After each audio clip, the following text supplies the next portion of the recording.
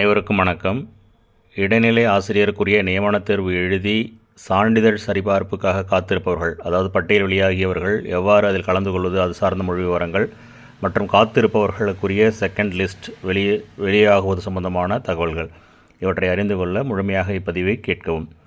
உங்களுக்கு தெரியும், இந்த செகண்டரி கிரேட் டீச்சர் போஸ்டிங்கிறது டெட் 1 முடிச்சுட்டு அவங்க தான் எழுத முடியும். ஸோ அந்த வகையில் 2024 முதல் நோட்டிஃபிகேஷனாக 9/2/2024 இந்த நோட்டிஃபிகேஷன் வந்தது. அப்பொழுது 1728 பேருக்கு தான் விட்டாங்க. அதுக்கப்புறம் ஜூலை மாதம் 16 2024 1000 பேருக்கு எக்ஸ்ட்ரா அடெண்டம் நோட்டிஃபிகேஷன் 1A விட்டுருந்தாங்க. இதற்கான தேர்வு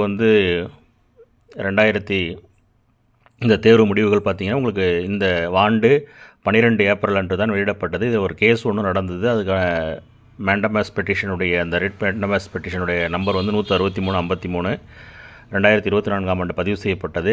அதில் ஒரு இன்டரிம் ஆர்டர் அவங்களுக்கு கிடச்சிருந்தாங்க, கவர்மெண்ட்டுக்கு டைரக்ட் பண்ணியிருந்தாங்க. அது 18 மார்ச் 2025 தான் கவர்மெண்ட் கிடச்சிது. அதன் அடிப்படையில் தான் இப்போ இறுதிப்பட்டியல் வெளியிட்டிருக்காங்க. இதில் நீங்கள் ஒவ்வொருத்தவங்களும் அவங்களுடைய கட் ஆஃப் மார்க் என்ன அப்படிங்கிறத பார்த்துக்கணும். மார்க்கினுடைய டிசெண்டிங் ஆர்டரில் கொடுத்துருக்காங்க.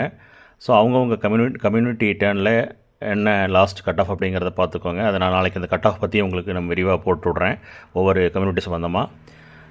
இது ஒரு இறுதி பட்டியலா அப்படின்னு கேட்டால் கண்டிப்பாக இது ஒரு இறுதி பட்டியல் அல்ல.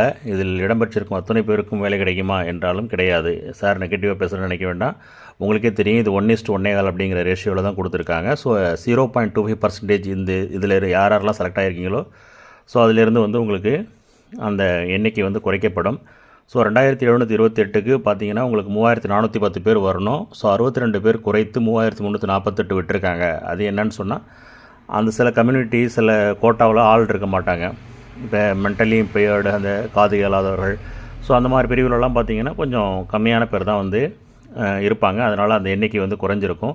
ஸோ 112 பக்கங்களில் 3348 பேர் இந்த செலக்ட் பண்ணி இந்த லிஸ்ட்டு டிஆர்பி இன்றைக்கி 30 லிஸ்ட்டு வெளியிட்டிருக்காங்க. செகண்ட் லிஸ்ட் சான்ஸ் இருக்கானா கண்டிப்பாக இருக்குது. ஸோ அதை நீங்கள் தொடர்ந்து கவனிச்சிட்டே வாங்க. ஏன் அப்படின்னு சொன்னால், சென்ற ஆண்டு உங்களுக்கு 2030 எலிமெண்ட்ரி வேக்கண்ட் இருந்துச்சு. அதுக்கப்புறம் இந்த வருஷம் பிளாக் 1க்கு 5 நபர்கள் குறையாமல் ரிட்டையர் ஆகியிருக்காங்க. ஸோ 400 பிளாக் இருக்குது. அதனால் 400 × 5 பார்த்திங்கன்னா அதில் ஒரு 2000 வேக்கண்ட் க்ரியேட் ஆகிருக்கு. அதனால் கண்டிப்பாக 4000 வேக்கண்ட் கூடுதலாக க்ரியேட் ஆகிருக்கிறதுனால உங்களுக்கு அந்த வாய்ப்புகள் பிரகாசமாக இருக்கிறதா செகண்ட் லிஸ்ட்டை எதிர்பார்க்கலாம். அதுக்கான வாய்ப்புகள் இருக்குது. அது அரசாங்கத்தினுடைய செயல்பாடுகளை நம்ம தொடர்ந்து கவனிச்சுட்டு வரணும். சரி, இப்போ இந்த சிவி லிஸ்ட்டை பார்த்தீங்கன்னா விடும்பொழுது உங்களுக்கு 3 நம்பர் தெரியணும். ஒன்று ரிஜிஸ்டர் நம்பர், இன்னொன்று ரோல் நம்பர், இன்னொன்று சிவி நம்பர். எந்த இடத்துலையும் இந்த சிவிக்கு போகிறவங்க அதை மாற்றி எழுதிடாதீங்க, ரொம்ப தெளிவாக இருக்கணும். ரிஜிஸ்டர் நம்பர் அப்படிங்கிறதுல எஸ்ஜிடி அப்படின்னு எப்பொழுதுமே ஆரம்பிக்கும். ரோல் நம்பர் அப்படிங்கிறது 9 டிஜிட்டில் எப்போதுமே இருக்குது. சிவி நம்பர் அப்படிங்கிறது அந்த நடுவில் முதல் 2 எழுத்துக்கள் விட்டு அடுத்த எழுத்துக்கள் சியில் ஆரம்பிக்கும். மூன்றாவதாக இருக்கக்கூடிய ஆங்கில எழுத்து சி அப்படிங்கிற ஒரு ஆங்கில எழுத்து இருக்கும்.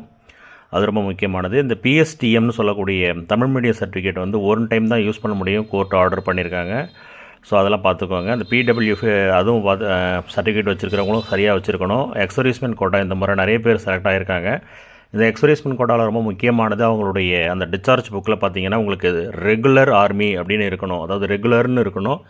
நான் ரெகுலர்னு இருந்தால் அது செல்லாது.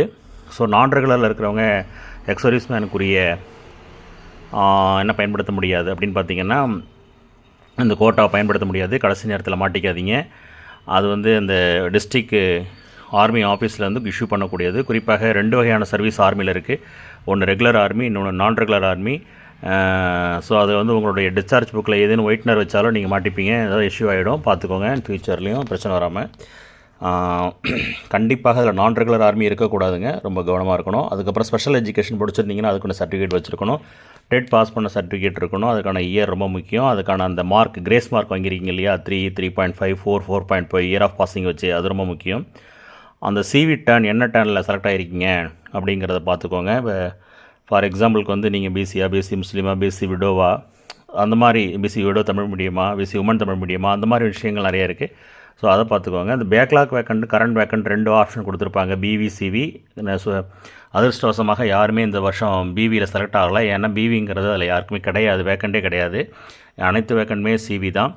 ஸோ உங்களுடைய பெயருக்கு பின்னால் இனிஷியல் இருக்கணும், அதாவது 10th சர்டிஃபிகேட் படி இருக்கணும். மீடியம் தமிழ் மீடியமாக இங்கிலீஷ் மீடியமாக பார்த்து கரெக்டாக ஃபில் பண்ணுங்கள். இந்த சிவி டேர்ன் ரொம்ப ரொம்ப முக்கியம், அந்த சிவி டேட் ரொம்ப முக்கியம். அந்த சிவி டேட்டில் பார்த்தீங்கன்னா ஃபஸ்ட்டு இயர் போடணும், அப்புறம் மாதம், அதுக்கப்புறம் தான் தேதி போடணும். நீங்கள் ஃபார்ம் ஃபில் பண்ணும்பொழுது மாற்றி ஃபில் பண்ணாதீங்க. அது மாதிரி பிளேஸ் ஆஃப் சிவி எங்கே நடக்குது அப்படிங்கிறத நீங்கள் பார்த்துக்கோங்க, எந்த ஸ்கூலில் நடக்குதுன்னு. அந்த ரோல் நம்பர் பார்த்துக்கோங்க, போர்டு நம்பர், நீங்கள் 12வது போர்டா 11வது போர்டா 14வது போர்டா அப்படிங்கிறது, எந்த ரூம் அப்படிங்கிறது தான் போர்டு நம்பர்னு கொடுத்துருப்பாங்க. அதில் வந்து நீங்கள் பார்த்துக்கணும். சில பேர் வந்து பிடிபிஆர்ட்லேயும் செலக்ட் ஆகிருக்காங்க, செகண்ட் கிரேட்லேயும் செலக்ட் ஆகிருக்காங்க. அவங்க வந்து கலந்துக்கலாமா, அட்டன் பண்ணலாமான்னா கண்டிப்பாக அட்டன் பண்ணலாம். அது ரொம்ப முக்கியமானது. ரெண்டுமே அட்டன் பண்ணி வாங்கி வச்சுக்கோங்க. இதுக்கு எந்த சம்மந்தமும் கிடையாது. ஸோ பிடிபிஆர்ட்டில் செலக்ட் ஆனவங்க ஒரு சில பேர் வந்து இதுலேயும் செலக்ட் ஆகிருக்கீங்க. அதை வந்து நீங்கள் அட்டன் பண்ணிக்கோங்க. தனியாக கால் லெட்டர் அப்படின்னு சொல்லி உங்கள் வீட்டுக்கு ஏதாச்சும் வருமானு பார்த்தீங்கன்னா கண்டிப்பாக வரவே வராது. செலக்டட் கேண்டிடேட்டோட அந்த சிவி லிஸ்ட்டு வந்து விட்டுருக்காங்க இல்லையா, அதுதான் வந்து ஃபைனலு. டேரெக்டாக அதாவது ஃபைனல்னால் அதை வச்சு நீங்கள் போய்க்க வேண்டியதான். டேரெக்டாக டவுன்லோட் பண்ணிவிட்டு ஆப்சண்ட் ஆனீங்கன்னா உங்களுக்கு வாய்ப்பு இல்லை. தகுதியான மார்க் இருந்தால் கூட நீங்கள் ஆப்சண்ட் ஆகிட்டிங்கன்னா உங்களை மறுபடியும் வந்து ஒத்துக்க மாட்டாங்க. இப்போ இந்த 3348 பேரில் 2728 பேர் தான் தேவை இல்லையா, அது போக பார்த்தீங்கன்னா மீதி 620 பேர் எக்ஸஸாக இருக்குது. அதாவது 0.25%ங்கிறது 620 பேரை கூடுதலாக கொடுத்துருக்காங்க. இந்த 620 பேருடைய பெயர் பட்டியலை வந்து நீக்குவதற்கான வாய்ப்புகள் இருக்கிறது.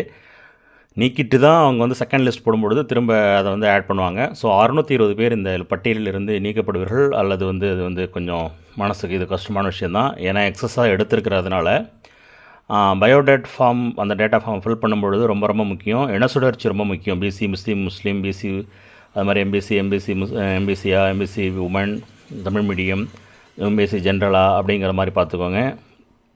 அது மாதிரி அந்தந்த கம்யூனிட்டி டர்ன், எஸ்சி எஸ்டி யாரோ அந்தந்த டர்ன் வந்து போட்டுக்கோங்க. அந்த அட்ரஸ் வந்து நீங்கள் அந்த ஃபார்மில் ஃபில் பண்ணும்போது கண்டிப்பாக நீங்கள் அப்ளிகேஷனில் எந்த நம்பர் அட்ரஸ் கொடுத்தீங்களோ அந்த அட்ரஸ் தான் ஃபில் பண்ணணும். ஆஸ் பர் அப்ளிகேஷன் அதிலே கொடுத்துருப்பாங்க. எஸ்எஸ்எல்சி மார்க் ஷீட்டில் உள்ளபடி தான் நீங்கள் நேமை வந்து கண்டிப்பாக எழுதணும். அந்த கம்யூனிட்டி ரொம்ப முக்கியம். பிசி, எம்பிசி, எஸ்சி, எஸ்டி எழுதும்பொழுது அதனுடைய உட்பிரிவு என்ன அப்படிங்கிறது ரொம்ப முக்கியம். உங்களுக்கு தெரியும் உட்பிரிவுனா நீங்கள் எந்த ஜாதி அப்படிங்கிறத வச்சு அதனுடைய அந்த ஜாதியை பர்டிகுலராக உங்கள் சர்டிஃபிகேட்டில் என்ன இருக்கோ அதன்படி தான் எழுதணும், மாற்றியே எழுதக்கூடாது. அதே போல் பெண்களாக இருந்தீங்கன்னா பெண்களில் கம்யூனிட்டி சர்டிஃபிகேட் வாங்கியிருப்பீங்க இல்லையா, அப்போ அது உங்கள் தந்தையின் பெயரில் வாங்கப்பட்டிருக்கிறதா கணவரின் பெயரில் வாங்கப்பட்டிருக்கிறதா என்பது ரொம்ப ரொம்ப முக்கியம். அதில் ஏதேனும் ஃப்ராடு பண்ணியிருந்தால், தப்பு பண்ணியிருந்தால் கண்டிப்பாக மாட்டிப்பாங்க. ஸோ அதை ரொம்ப கவனமாக இருங்க. சிலர் தந்தையின் பெயரில் ஒன்று வாங்கி வச்சுருப்பாங்க, அப்புறம் கணவன் பெயரில் ஒன்று வாங்கி வச்சுருப்பாங்க. கணவரின் பெயரில் வாங்குறது அவங்களுக்கு ரொம்ப பெனிஃபிட்டாக இருக்கும். ஸோ அந்த மாதிரியான விஷயங்கள்லாம் இருக்குது. அதில் ரொம்ப கவனமாக இருக்கணும். அது நீங்கள் கவனமாக இல்லைனாலும் டிஆர்பி ரொம்ப கவனமாக செக் பண்ணுவாங்க எப்போதுமே கம்யூனிட்டி விஷயத்தில். அந்த கம்யூனிட்டி சர்டிஃபிகேட் யார் இஷ்யூ பண்ணியிருக்கா, அவருடைய நேம் என்ன, அவருடைய பதவி என்ன, அவருடைய அட்ரஸ் என்ன, டிசைன் அப்படிங்கிறதெல்லாம் அதில் வந்து நீங்கள் குறிப்பிடணும்.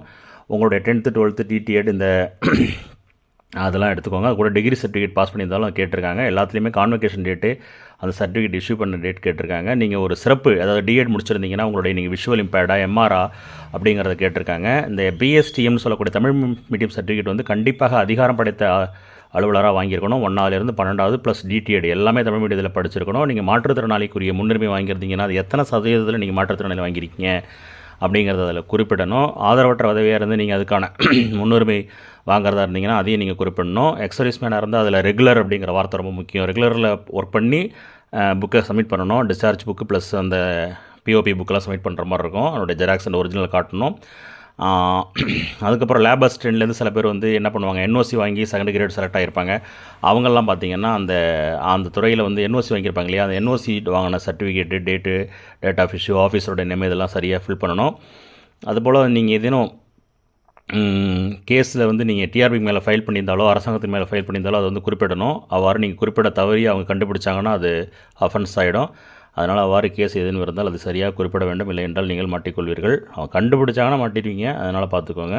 உங்கள் மீதும் வந்து கேஸ் வந்து எதுவும் இருக்கக்கூடாது, அரெஸ்ட்டு அந்த மாதிரி அதெல்லாம் குறிப்பிடணும். அதை வந்து குறிப்பிடணும்னு கேட்டிருக்காங்க. இந்த பிடபிள்யூடியை பொறுத்த வரைக்கும் கேட்டகரியில் வந்து பிளைண்டாக இருந்தால் அவங்க கேட்டகரி 1ல் வருவாங்க. டெஃப் இந்த ஹார்ட் ஆஃப் ஹியரிங் இருந்தால் கேட்டகரி 2ல் வருவாங்க. லோக்கோமோட்டர் டிசபிலிட்டியாக இருந்தால் அவங்க 3ல் வருவாங்க. ஆர்டிசம் அப்புறம் அந்த மென்டல் இல்னஸ் இதெல்லாம் இருந்தால் 4ல் வருவாங்க.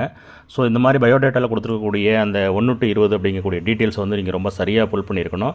எல்லாத்தினுடைய ஒரிஜினலும் வச்சுருக்கணும். எல்லாத்தினுடைய ஜெராக்ஸ் வச்சுக்கோங்க. ஜெராக்ஸ்லாம் ஒரு 4 செட்டு எக்ஸ்ட்ரா போட்டு வச்சுக்கோங்க. ஒரு original 4 set xerox, 5 set xerox கூட வச்சுக்கோங்க.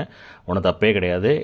அதே போல் வந்து ஏதேனும் தவறான தகவல்கள் நீங்கள் கொடுத்து விட்டால் உங்களுடைய அந்த பணி நாடுனர் உரிமை, அந்த நியமனம் எல்லாத்தையும் கவர்மெண்ட்டு ஒரே நிமிஷத்தில் ரத்து பண்ணிடுவான். அது ரொம்ப ரொம்ப முக்கியம். அதே போல் ஃபார்ம் எழுதும்போது நீங்கள் அடித்தல் செய்யக்கூடாது, திருத்தல் செய்யக்கூடாது, ஒயிட்னர் வச்சு அழிக்கக்கூடாது. இது ரொம்ப முக்கியம். அனக்சர் 2ன்னு ஒரு ஃபார்ம் இருக்கும் இல்லையா, அது ரொம்ப சிம்பிளாக இருக்கும். அதில் வந்து பார்த்தீங்கன்னா ஃபஸ்ட் எடுத்து நீங்கள் ஒரு 3 கையெழுத்து போடணும். அதுக்கு கீழே கெசட்டட் ஆஃபீஸர்ஸ் சைன் பண்ணுவார் சீல் வச்சு. சைடில் பார்த்தீங்கன்னா ஒரு ஃபோட்டோ ஒட்டணும், அது உங்கள் ஃபோட்டோ ஒட்டிட்டு கீழே கெசட் ஆஃபீஸர் சைன் பண்ணுவார்.